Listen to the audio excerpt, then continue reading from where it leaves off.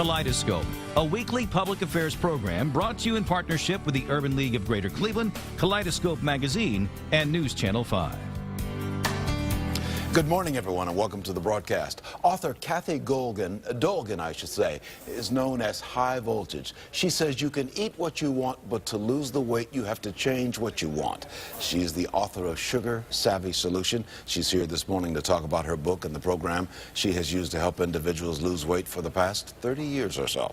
Later on, we'll hear from Caribou's artistic director, Terrence Spivey, and choreographer, Diane McIntyre. And later in the program after that, Christy Copez and Sheila Locatelli will tell us about Women of Hope, an organization that's working to address the problems of homeless female veterans. Good morning, everyone. I'm Leon Bibb. This is Kaleidoscope, and so we begin. Beginning with a woman who calls herself High Voltage, Kathy Dolgan. Good to see you. Well, good morning to you. Good morning. Good to have you on the broadcast today.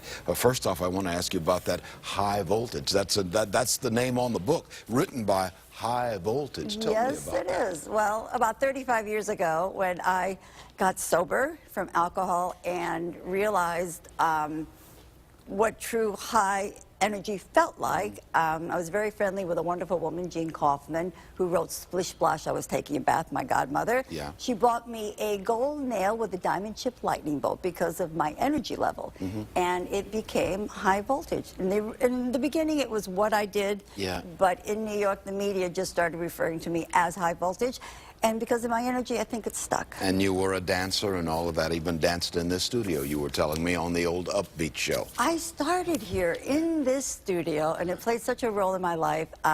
Late 60s, a dancer on Upbeat, met many of the rock stars of the era. They said, Yeah. Move to LA when you graduate from high school.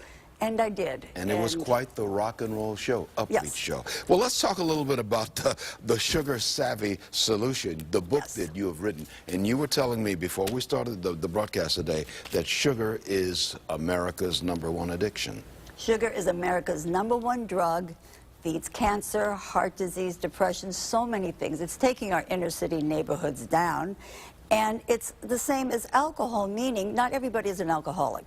So what we really did with the book is, this is my 35 years of experience put into a 6-week program on how you can identify, A, if you're a sugar addict, or if you need to use sugar responsibly. Sugar moderation has a definition. It's no more than 24 grams of added sugar in 24 hours. So if we can wake America up to what sugar moderation looks like and help them understand that it's a drug, it's brain chemistry. You say that you can get people to lose up to 18 pounds in 6 weeks. Oh, quite easily.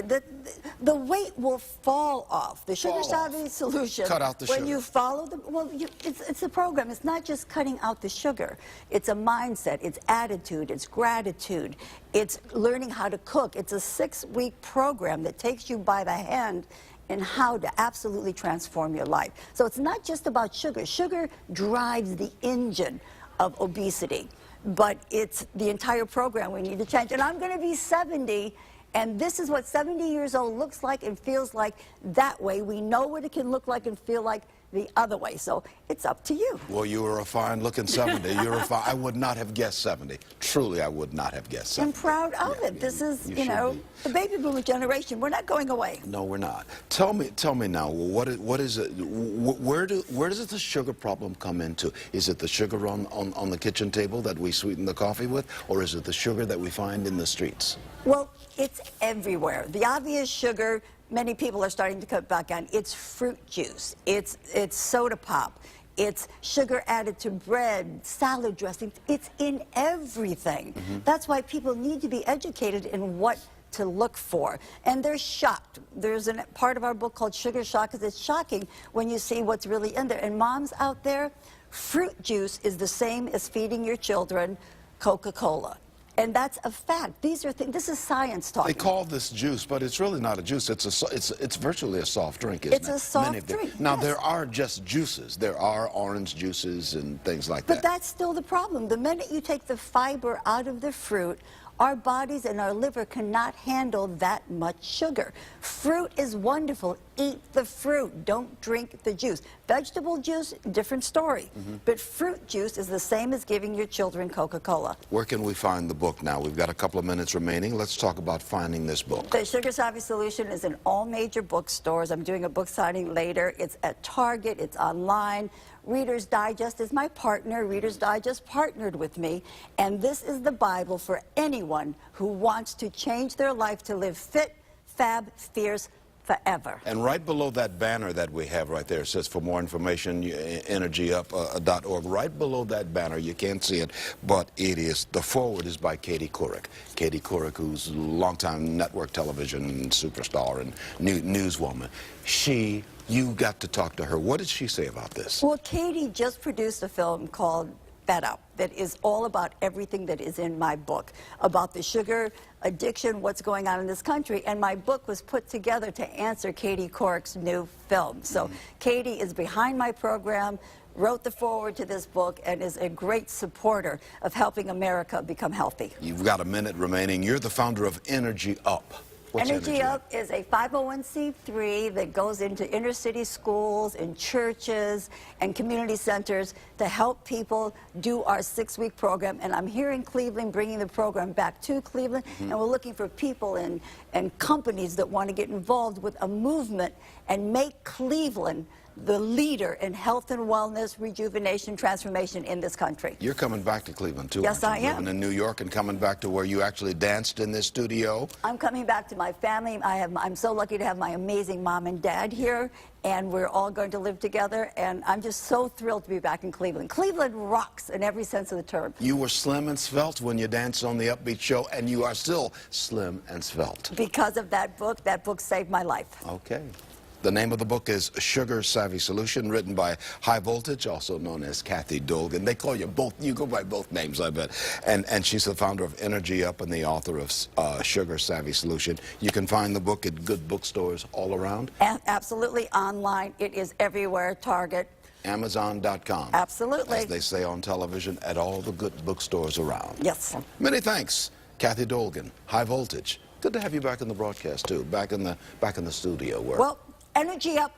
Woo! She's got it all, doesn't she? I think so. Thank you. God bless. God bless you, too. I'm going to take a break. I'll be right back, and we're going to talk about a special class of series at Karamu Theater. But first, these words, especially. You're in touch with Kaleidoscope. I'm Leon Bibb. Always glad to have you aboard. You know, Karamu is partnering with Wake Up and Live's Actor Studio, Wake Up and Live's Actor Studio, I should say, to present master classes in the arts. Artistic Director Terrence Spivey is here with choreographer Diane McIntyre, and they're to talk about the master class in dance to be conducted by Diane and about the production of Joe Turner's Come and Gone, which is now at the Karamu Theater. Just wonderful, wonderful to have you up. You're in collaboration with the Wake Up and Live's Actor Studio. Yes, Sue Johnson. Yes, Sue Johnson, good friend of ours. Exactly, we all know exactly. Sue. Yes, yes. And we thank Sue for what she does in our artistic world. Yes. Things are well at Karamu. Yes, it is. Yes, Terrence it is. Spivey, you're the artistic director there, and you brought along with you just a wonderful talent who I know, known for some time. Diane McIntyre, choreographer, Sounds in Motion, Dance Vision Incorporated. Yes. How are you, Diane? I'm doing great, thank you. You've been dancing for years, grew up in Cleveland and went to New York. Just a wonderful dancer yourself and choreographer. Yes. Yeah. So I've always loved to dance. I started dancing here when I was 3-4 years old and never stopped. I had my great teachers here, Elaine Redmond, and some teachers from Karamu, and then I went to Ohio State and then to New York. And danced, I got equipped danced in around Ohio. the world and danced a lot in New York. Yes, yes. So you brought her back to work with Karamu. Now tell me what Diane's doing. I'm so excited about this. So we've been working with Diane over the years since I had been here. She's a Karamu alum, and it's part of that 100th year anniversary of Karamu, and having alums to be part of the training ground that Karamu was also a part of, not just the performing. And bringing her in to work, to be a young master, she's a legend. To work with some young dancers is an amazing feat for us. We have other alums coming along, but we're just happy to have her aboard kicking off. What are you going to be teaching at these dance classes at Karamu, which, by the way, is at East 89th Street and Quincy Avenue? Yes. It's been there for just about 100 years, Yes, I suppose. exactly. Just a wonderful, wonderful theater production center right there. What are you going to be teaching there? Well, this class is going to be different from your traditional dance class where you do exercises and movement. We'll do some of that. We're going to focus on how a dancer moves into the area of theater. If they're interested in being a choreographer, or if they're interested in dancing in theater as well as in the concert dance stage. And we will also, so we'll see, what do you have to do to be able to be in a play and dance? Are there other type of techniques that you need to have in order to go in that field? And we'll also talk about how to audition for a play, a musical, or a dance company. Which is all in keeping with the whole theme of Karamu. That's right. All along. That's right. Yeah. That's right. Exactly. Because here again, I mean, auditioning, and some artists think you just drop from the sky and just land a role. There's a lot more. The first thing is you walk through that door before you even say any words from the script. That's the first thing a director looks at. And particularly with Diane, what's so unique about her, and I've worked with her before, in terms of interpretation, not just dance, but even for actors. She has this way of working with actors, because every meaning for her, every movement has a meaning. Exactly. It's not just dancing, and that's what's so special about her. That's what makes her unique amongst any other dance choreographer throughout the world. That's why she's in the Karamu Hall of Fame. That's Just right. recently inducted into the Karamu. And you and I were together on that. Yeah. And one of the things I said about it, and the audience will see this, when Diane speaks, she's dancing. The hands are moving. The entire time. She's dancing because the rhythm is in you. That's right. You're going to teach folks how to do that same thing. Yes, yes, How to because tap into that rhythm. Yes, that rhythm is inside of everybody, and sometimes you're a workaday world, or you have become bogged down with this or that. I'm going to try to bring that out in people, that inner rhythm that is the dance. That's what we'll do. I just love being with this woman.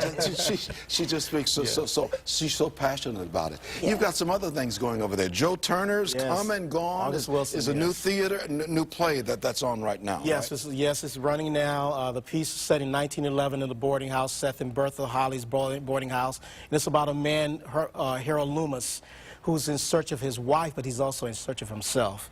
He has his daughter with him, and he's coming to this boarding house set in Pittsburgh, the Hills District, which August Wilson was known for. Yes. His 10-play cycle that captured the rich cultural tapestry of African-American culture. I mean, just amazing. It's actually his favorite pieces of all of his works.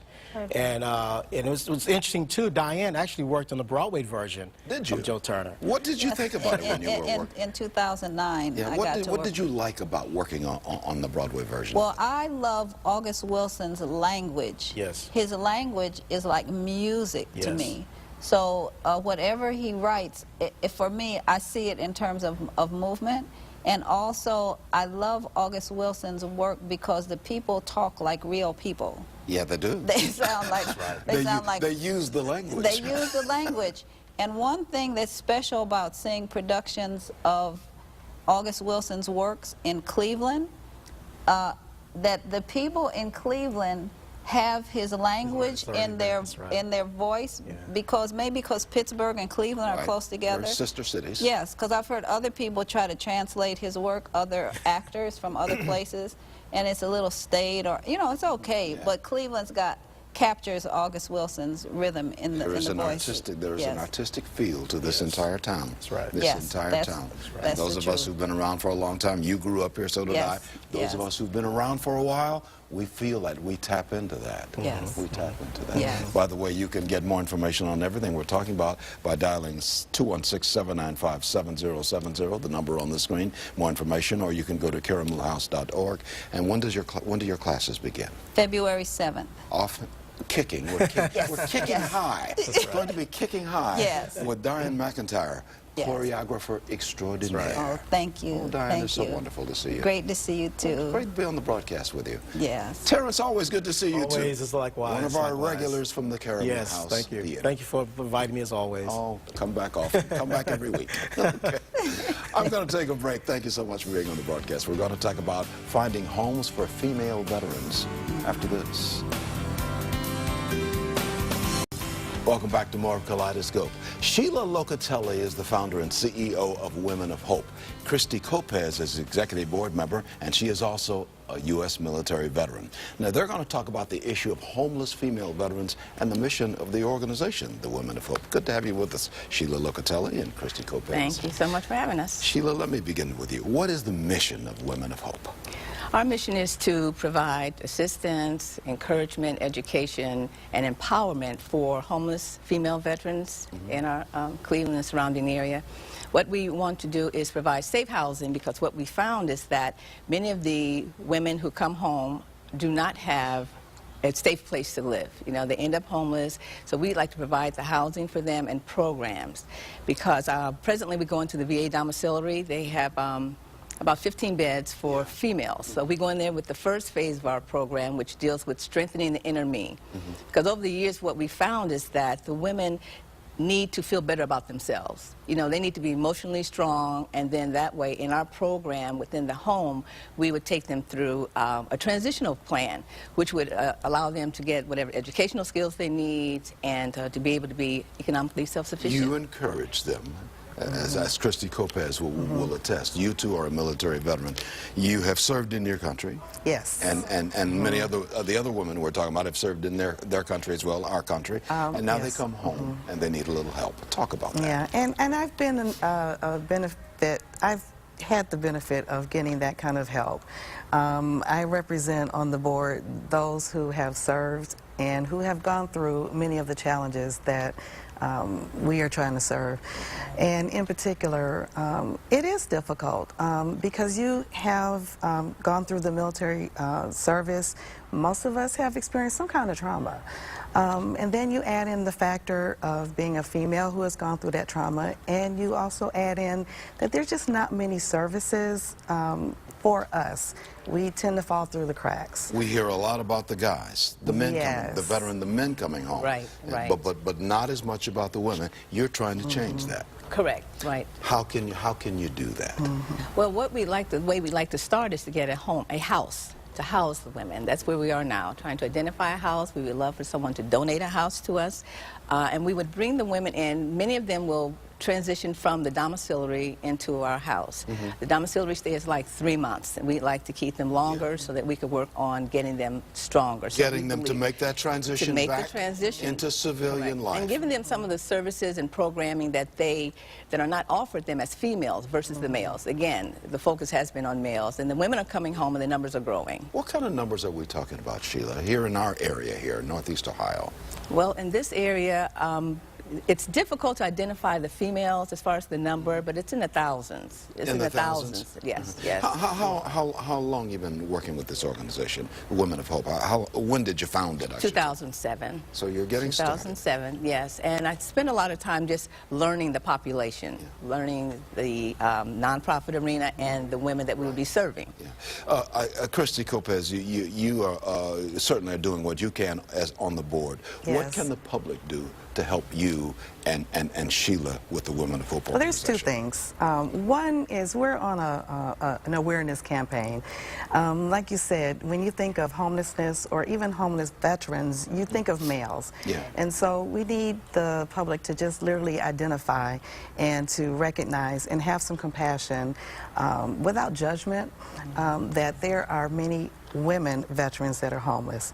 And number two, we need help with getting our home up and running. Our goal is to have it up and running by the end of 2015 so that we can house these women. They can get recharged, they can get sustained, they can get the education, the mental health needs that needs to happen, and get them stabilized so that they won't wind up in this situation again. Let's put a phone number on the screen, 440-945-6579. You can get more information on everything we're talking about, or you can go to Women of Hope, OH, as in Ohio, womenofhopeoh.com, correct?